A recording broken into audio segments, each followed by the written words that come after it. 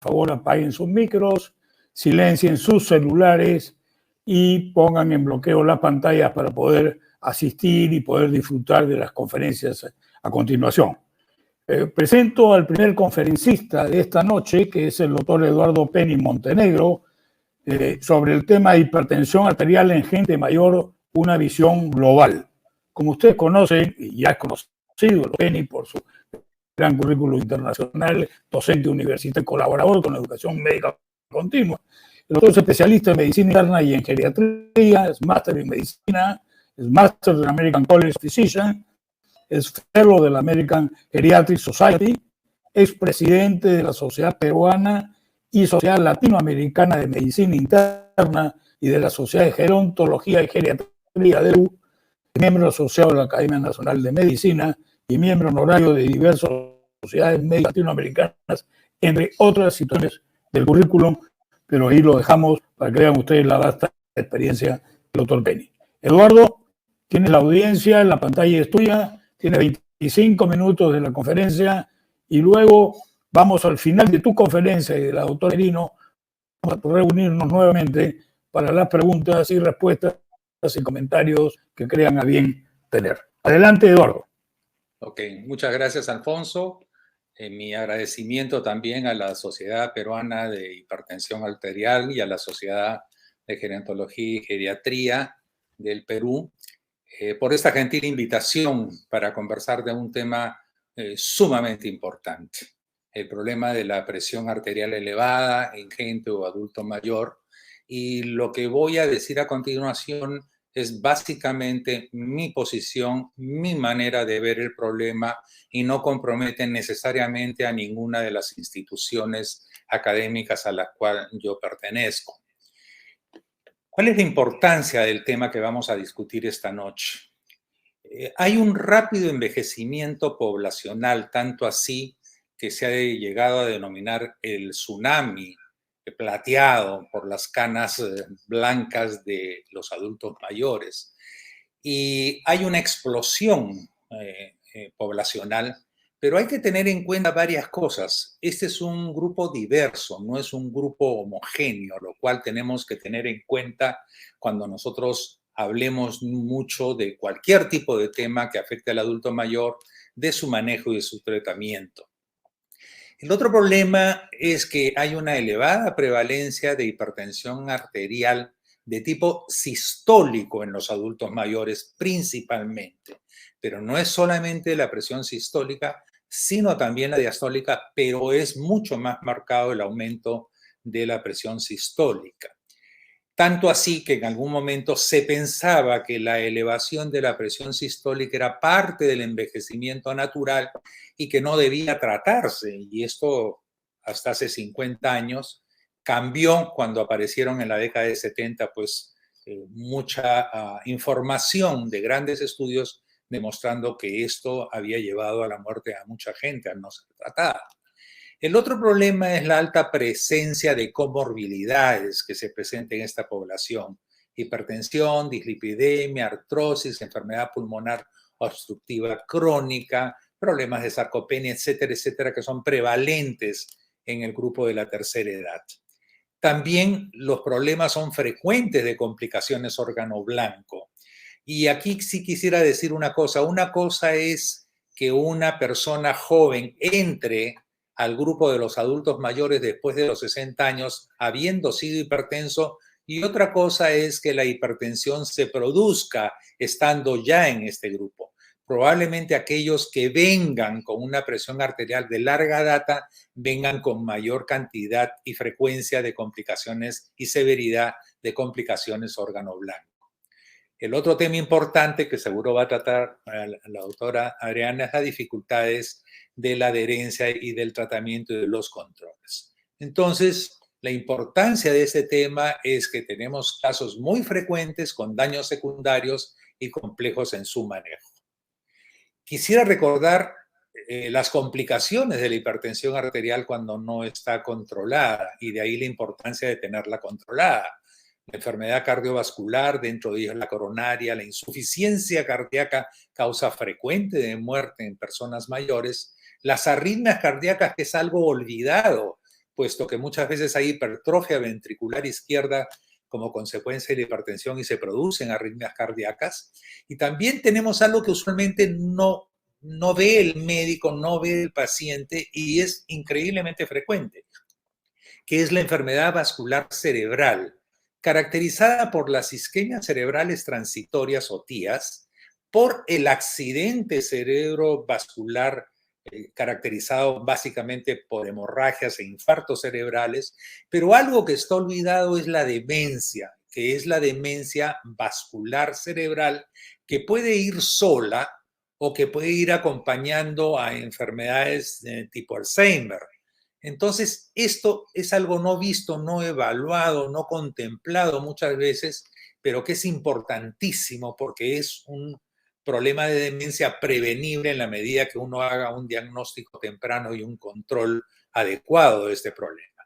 La otra cosa es la gran frecuencia de enfermedad vascular arterial periférica, que muchas veces el paciente tiene dolor simplemente en los miembros inferiores y se piensa que son problemas musculares o que son problemas artrósicos, y de lo que se trata es una enfermedad vascular arterial periférica con claudicación, y muchas veces no se evalúa este problema. La insuficiencia renal crónica es un gran acompañante de este tipo de problemas. La ceguera por la retinopatía hipertensiva y también, obviamente, la muerte súbita. Entonces, como vemos, si nosotros no diagnosticamos o no tratamos adecuadamente o no mantenemos controlada esta presión, pues nuestros pacientes van a sufrir o van a morir de estos problemas. Hay una serie de factores agravantes a tener en cuenta.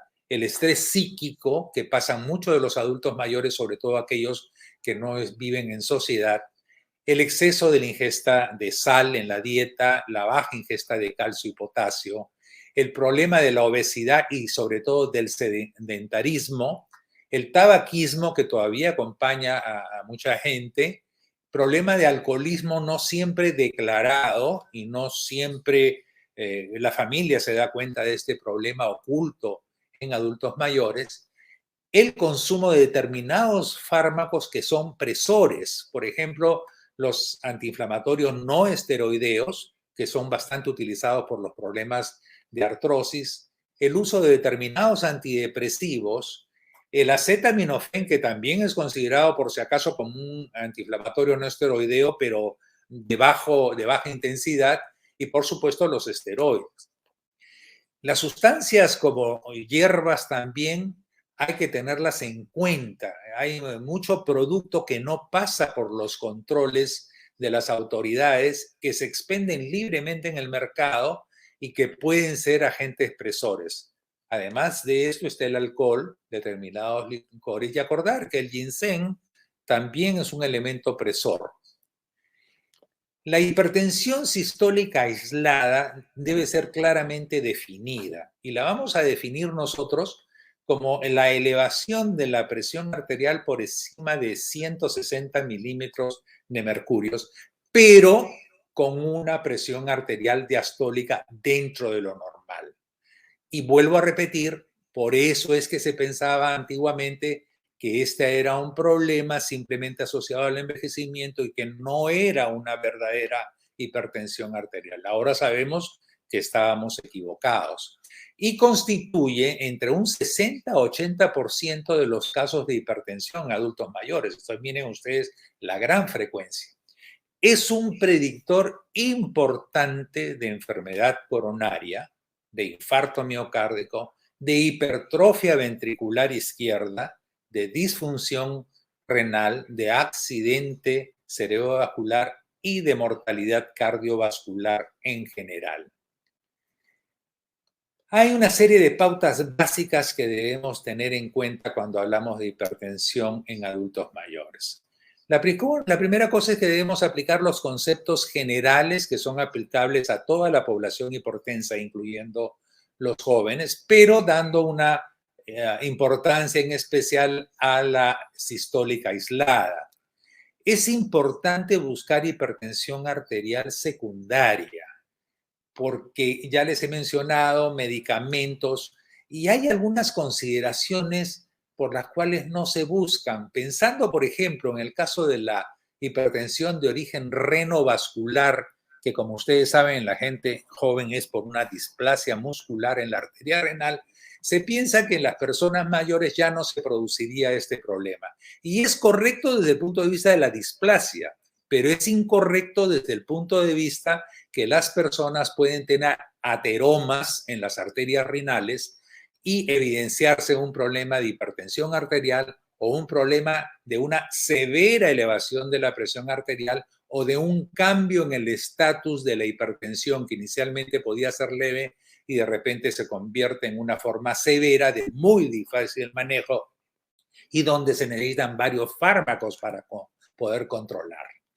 La otra cosa importante es siempre evaluar el daño orgánico. Una cosa es manejar una hipertensión arterial sin daño orgánico y otra cosa es manejar una hipertensión que tiene, por ejemplo, hipertrofia ventricular izquierda, que es causa de muchas de las cardiopatías que hemos conversado, o también de enfermedad vascular periférica. Entonces, tiene que haber una evaluación integral de ese paciente. La presencia de comorbilidades también es muy importante porque aumentan la prevalencia y pueden dificultar el manejo de estos pacientes y complicarlo. También evaluar la prevalencia de enfermedad vascular cerebral. Hay que hacer evaluación cognitiva y una exhausta evaluación neurológica para determinar si no hay daño.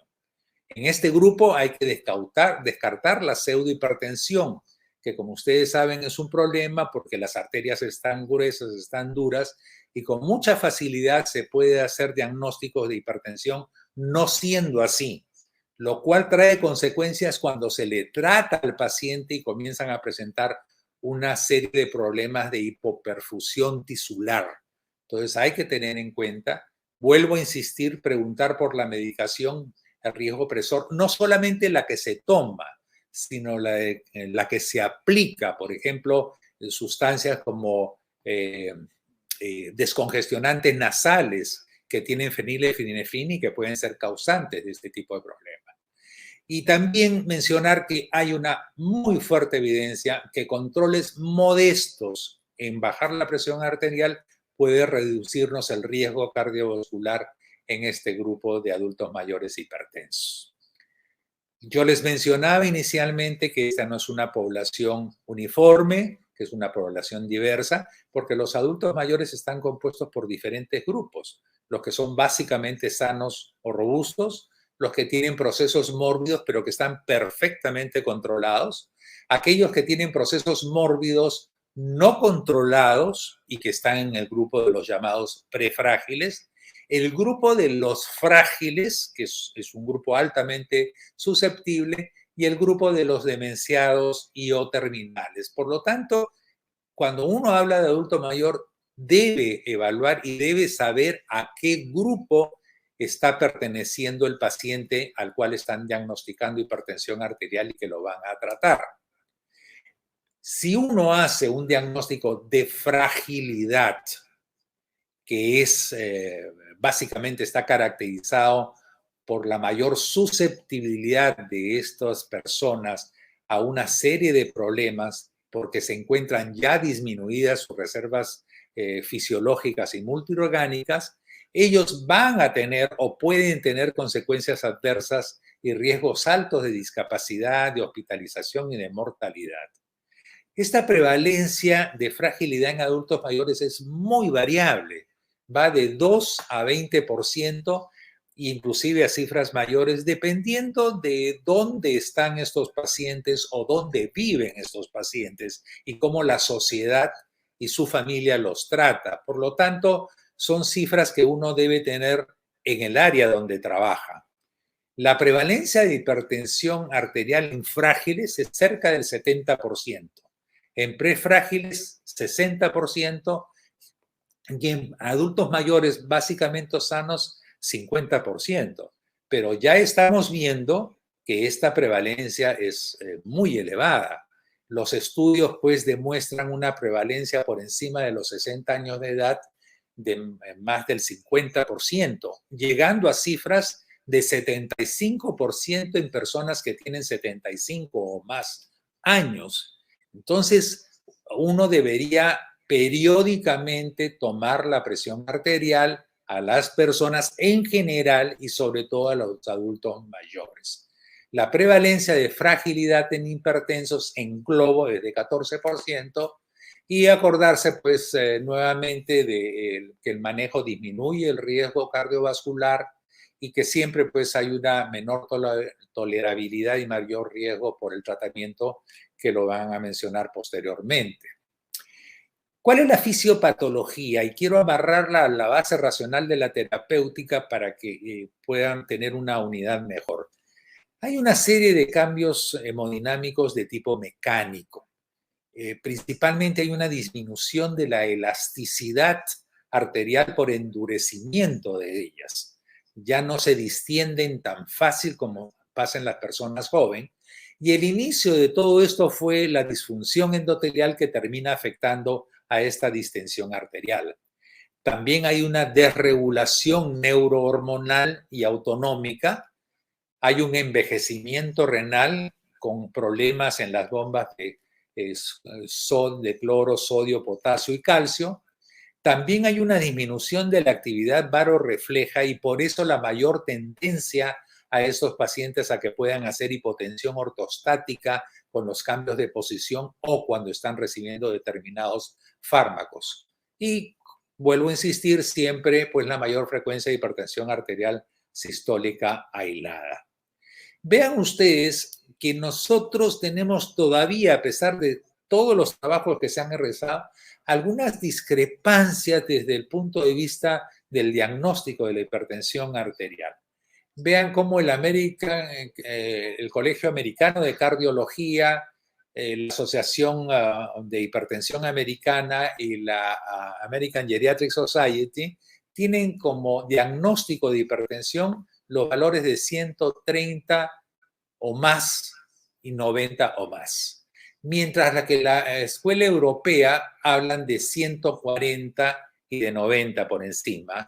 Y la Sociedad Internacional de Hipertensión habla también de 140 como 90. Entonces acá podrán ver que hay ciertas discrepancias si se toma más de 130 o más de 140. Yo diría que en general la tendencia es a utilizar la cifra de 140. Pero es importante porque algunos estudios hablan de 130 y los trabajan con 130 y otros los trabajan con 140.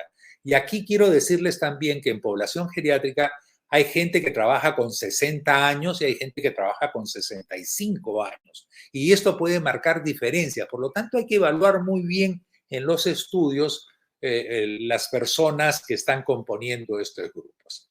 Vean, además hay algo que es interesante. Más del 90% que tienen una presión arterial normal a los 55 años de edad, eventualmente van a desarrollar hipertensión a los 60 años para arriba.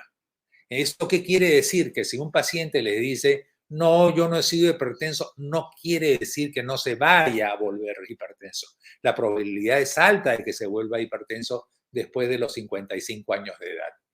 Y en este estudio es bien interesante, es un estudio publicado hace algunos años, donde la conclusión es de que los hombres y mujeres de 55 a 65 años sin hipertensión tienen un 90% de riesgo en su vida de desarrollar o una hipertensión arterial grado 1 y en un 40% de desarrollar una hipertensión grado 2. Entonces, de ahí que vean ustedes la importancia de la medición periódica de la presión arterial.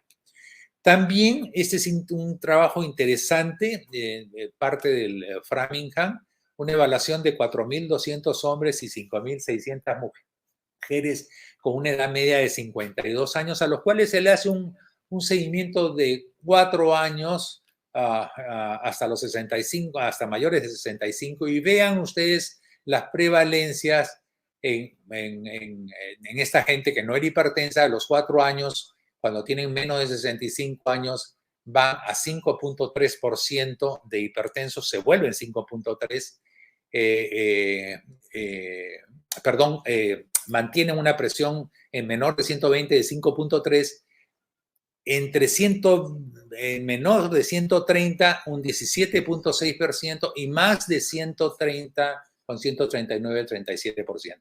Pero esto es mayor a los 65 años. y viene pues a representar lo que estamos conversando. Es también interesante conocer la prevalencia, conocimiento y tratamiento y control de la hipertensión arterial. Pero estas son cifras básicamente que varían de país a país. A mí no me gusta hablar mucho de cifras porque después uno dice, el control es 80% de la población. Y eso no es cierto. Eso no es cierto. Eso puede ser cierto en este estudio en Estados Unidos, pero nosotros sabemos, por ejemplo, que en el Perú el control de todos los hipertensos está alrededor del 20%. Habrá subido un poco más en los últimos años, pero no pasa de eso. Entonces, es muy relativo trabajar con cifras y vuelvo a insistir, uno debe trabajar con las cifras de su propio país y no solamente del país, sino de la región en la cual está trabajando. Evaluación que se debe hacer en adultos mayores, pues hay que medir la presión arterial de pie y sentado, evaluar todos los factores concomitantes. Hay que hacer mediciones múltiples en el consultorio y en el hogar para hacer una correspondencia. Ante la duda se debe hacer un estudio de mapa, o sea, de control de la presión arterial durante 24 horas o más en determinados casos. Determinar el daño en los órganos blancos que ya hemos conversado. Hay que hacer una serie de análisis, ver si es diabético, ver si tienen problemas de nefropatía, ver cómo están la parte de los electrolitos, la parte de los lípidos, ver si hay cambios inflamatorios. Discutible, pero puede ser entendible el buscar ProBNP, el factor natriurético, porque muchas veces la incidencia o prevalencia, de insuficiencia cardíaca asintomática puede ser elevada en adultos mayores. Siempre hacer exámenes de orina haciendo microalbuminuria, un electrocardiograma y un ecocardiograma que nos puede determinar la presencia de hipertrofia ventricular izquierda y en algunos casos la ecografía abdominal renal cuando uno está sospechando que puede haber un problema de hipertensión renovascular o ver el tamaño de los riñones. Factores a tener en cuenta en el manejo, las alteraciones del envejecimiento, la actividad cognitiva muy importante, las comorbilidades, la polifarmacia, insisto con esto, la presencia de hipotensión ortostática que puede limitar el manejo, la velocidad de marcha y caídas, que esto nos va a estar hablando de problemas de sarcopenia y problemas de fragilidad muscular, efectos colaterales, los problemas de incontinencia, de fatiga, las limitaciones sensoriales que pueden tener las personas, tanto visuales como auditivas principalmente, establecer el diagnóstico de fragilidad, ver el soporte social, familiar y social que deben tener si están institucionalizados, el cuidado personal o apoyo que podamos tener en la familia, la facilidad de administración de fármacos y los costos que siempre deben tenerse en cuenta porque esta es una población con limitaciones económicas muchos. Para finalizar, algunos datos para llevar a casa. Primero, la hipertensión arterial en gente mayor, que no es un grupo uniforme, es principalmente la forma sistólica aislada, la cual es muy frecuente y de complejo manejo. Existen una serie de factores de riesgo y agravantes a tenerlos en cuenta. Está asociada con un marcado riesgo cardiovascular, cardíaco, cerebral y renal, por lo que es importante detectarla y evaluarla a tiempo. No están muy claras y definidas y aceptadas universalmente las metas del tratamiento, de lo cual vamos a obviamente a hacer comentarios después de la segunda charla, y hay que ajustarlas, a mi criterio, a la tolerabilidad del paciente. La presencia de fragilidad, de comorbilidad, de eventos adversos relacionados al tratamiento y la calidad de vida son temas sumamente importantes a tener en cuenta en el manejo. Yo les agradezco la paciencia de haberme escuchado y ya quedo para conversar en la etapa de las preguntas y respuestas sobre esto y algunos otros aspectos más. Muchas gracias.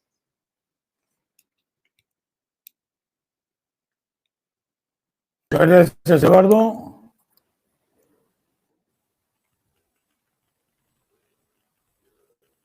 Muchas gracias, Eduardo, por tu excelente conferencia y también por cumplir el tiempo encomendado. Yo creo que va a generar muchos comentarios y probablemente concluir después, como tú muy bien has dicho, algunos puntos más especiales. Ahora nuestra siguiente